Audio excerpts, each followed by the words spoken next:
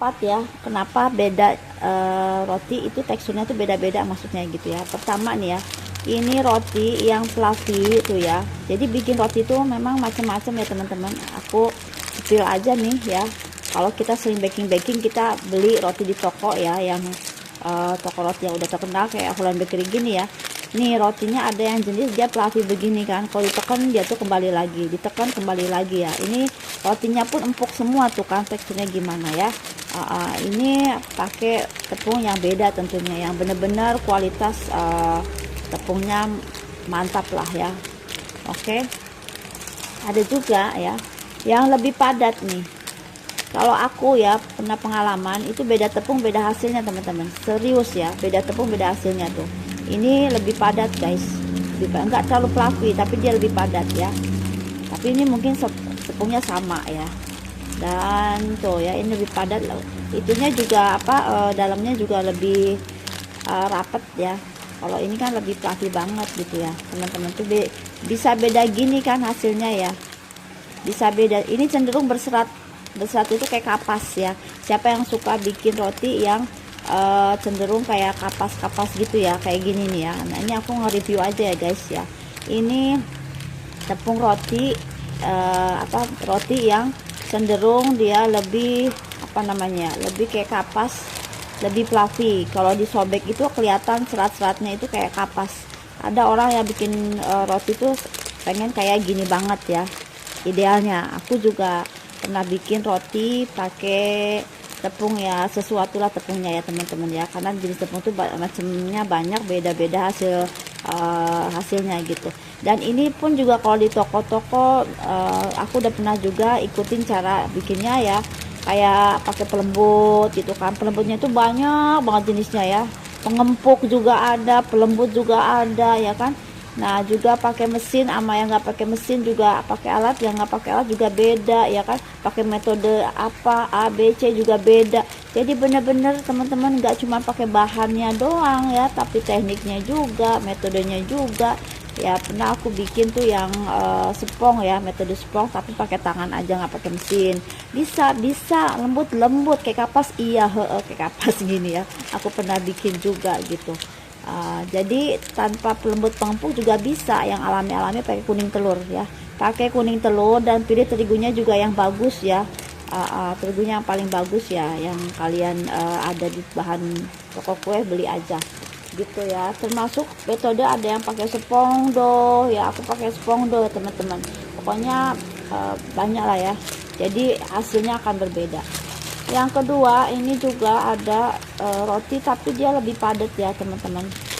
Nih ya, dia teksturnya lebih padat, nggak terlalu fluffy banget. Biasanya nih kayak gini nih ya, roti-roti isinya abon gitu kan, abon ayam ya, yang gurih-gurih gitu kan, yang gurih-gurih. Tapi semua anyway ya sama aja cara bikinnya ya, dan bahan juga sama gitu ya, tapi suka beda ya. Ini kan kayak digulung ya, roti gulung gitu, buat kayak roti-roti abon, sama aja pada dasarnya ya gitu. Cuman ini tuh beda, kenapa dia mengkilatnya beda ya, walaupun ini ada yang dikasih kuning telur juga, ada yang nggak dikasih kuning telur juga atasnya. Kalau kalian pengen yang lebih lembut ya, kuning telurnya dikasih susu evaporasi ya, atau dikasih susu cair, itu bakal mengkilat dan lembut banget ya. Yang pasti kalau kayak gini mah nih ya, menurut aku ya, perkiraan suka pakai pengempuk dan pelembut roti itu banyak mereknya, banyak banget ya gitu ya teman-teman. Dan nih yang paling menantang dan yang paling bikin makan waktu lama dan cara serta teknik nih ya, yang kayak gini nih ya, pastry yang identiknya itu rotinya itu berlapis-lapis ya kan. Nah nih kelihatan kan lapisan-lapisannya ya teman-teman tuh ya, ini berlapis-lapis ya, kayak mau bikin croissant ya kan. Croissant jenis roti-roti pastry itu kita gunakan lipat giling ya, lipat giling. Tepungnya pun beda ya, tepungnya beda. Ada tepung yang khusus tulisannya untuk pastry ya, untuk pastry khusus ya teman-teman. Tuh lipatannya juga berbeda ya, tuh ada lipatan-lipatannya ya kan. Ini ada lipatan-lipatannya, dan ini juga Kalau aku pernah bikin, aku cerita ya, aku pernah bikin roti yang kayak gini ya, pastry ya, yang notabene kalau buat croissant ya kan, buat pastry kayak gini tuh ada lapisan-lapisannya, tentunya menggunakan tepung pastry ya, dan pakai coarse fat ya. Kalau aku pakai lemak butter, lemak margarin ya, yang lemak pastry lah istilahnya ya. Nah ini adonannya sih biasa ya, ada yang pakai susu cair, ada yang nggak pakai susu cair gitu.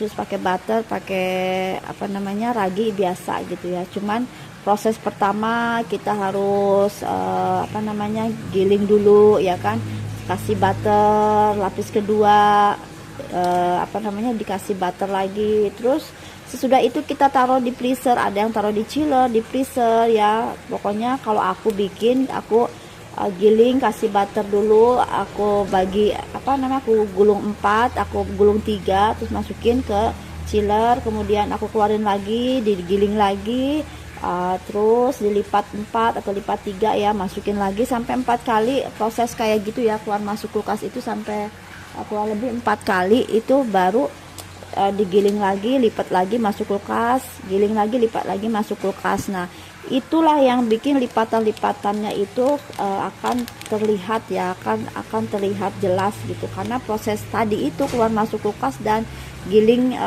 lipat, giling lipat, jadi ngaruh kepada hasil dari roti pastrinya ini gitu ya teman-teman ya.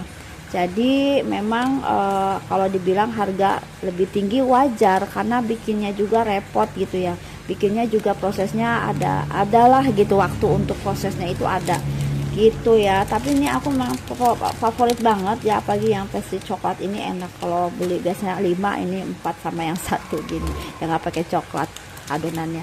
Oke gitu aja ya teman-teman ya, pengen praktekin lagi, udah lama juga aku nggak praktekin lagi bikin pastry-nya, karena kan harus beli, nyari tepung yang di toko bahan kue deket-deket rumah sini, sekitar rumah sini tuh jarang ada yang komplit ya, jadi aku harus jalan ke lebih jauh lagi gitu. Jadi memang kan nggak banyak dijual untuk tepung-tepung pastry kayak gini ya, jarang-jarang juga. Untuk tepung roti juga yang udah umum sih ada ya, tapi kalau kita pengen lagi yang bikin untuk roti manis kayak gini, volumenya itu bagus ya, wah lah pokoknya gitu ya, terutama untuk untuk roti kopi atau roti manis ya, dan lain sebagainya, itu kita butuh tepungnya juga yang pilihan-pilihan. Tapi kalau mau yang biasa juga nggak apa-apa, itu tergantung dari, kembali lagi ya, teknik sama bahan ya, teknik sama bahan gitu.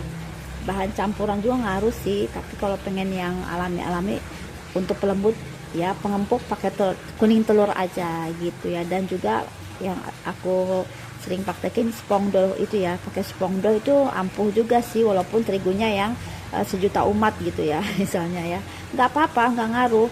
Kalau untuk terigu, asal jangan terigu yang protein rendah atau sedang, harus protein tinggi semua, minimal tepung roti lah gitu ya, apapun tuh mereknya, yang penting tepung roti. Tapi kalau untuk yang ini sih aku masih harus belajar kalau pakai tepung yang biasa, karena hasilnya tuh berbeda ya. Kalau aku pakai tepung yang pastry itu khusus juga, kalau dibuka kelamaan, kalau memang expirednya udah ini, janganlah ya. Jadi pilih juga tepung yang expirednya masih lama gitu, yang fresh gitu, itu yang lebih baiknya teman-teman. Oke gitu aja ya pengalaman aku, ini cerita-cerita doang ya. Kalau aku beli roti itu nggak cuma makannya doang, aku kadang aku lihat, aku pegang, ini kayak teksturnya kayak gini ya, terus oh ini kayak gini ya, ini begini ya, terus cobain, habis itu praktekin ya, bikin.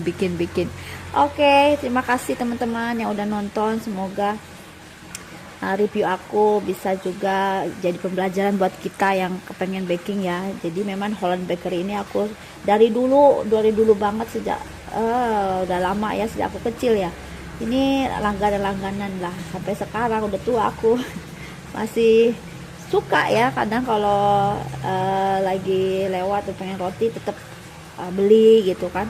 Kalau lagi pengen bikin ya bikin, kalau pengen beli ya beli gitu aja. Oke, jadi untuk beli ini ya akhirnya memotivasi kita untuk bikin ya, karena kan ada waktu nggak ada kegiatan di rumah gitu kan, coba-coba bikin gitu ya, sekali nggak apa-apa kita bikin kan.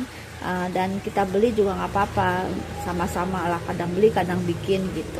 Kalau lagi yang hobi baking sih seru-seru aja ya nggak sih. Oke, semoga bermanfaat ya teman-teman. Ingat ya, kalau kalian suka baking, kalau beli itu dipelajarin ya, dipelajarin kayak apa gitu, siapa tahu kan kita juga belajar dari apa ya, dari toko-toko roti yang kayak gini, kita minimal bisa bikin sendiri buat di rumah gitu kan. Sensasi sendiri kalau kita udah bisa praktekin, sama kayak toko toko bakery gitu kan, atau roti-roti yang minimal sama. Kalau aku sih biasa untuk bekal-bekalan anak ya, paling nggak roti-roti ya rumahan lah ya, untuk bekal-bekal untuk stok-stok di rumah ya, roti-roti tawar yang bisa dibikin sendiri ya.